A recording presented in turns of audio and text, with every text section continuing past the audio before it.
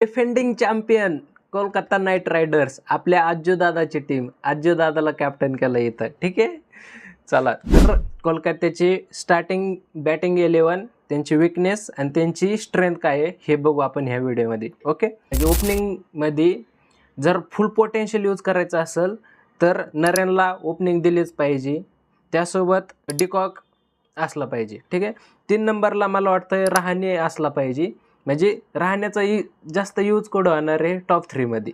4 नंबरला अय्यर, व्यंकटेश अय्यर.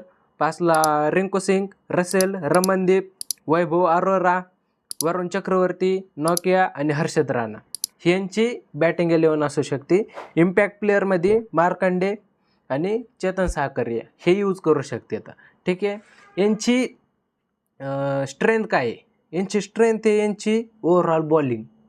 भाई बॉलिंग खतरनाक आहे. बॉलिंगमध्ये आपलं नरेन आणि एका साईडने वरुण चक्रवर्ती, मिस्ट्री स्पिनर दोन्ही पण.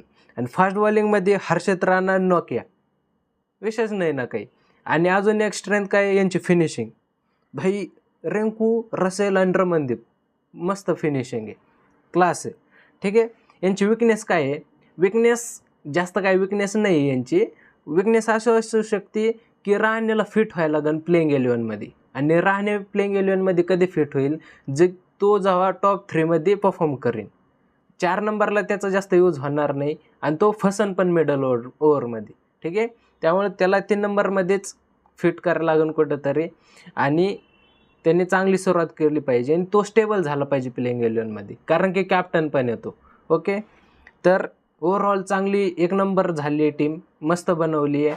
ह्या सीझनमध्ये कुठं फिनिश करेन हे आम्हाला कमेंट सेक्शनमध्ये सांगा. थँक्यू.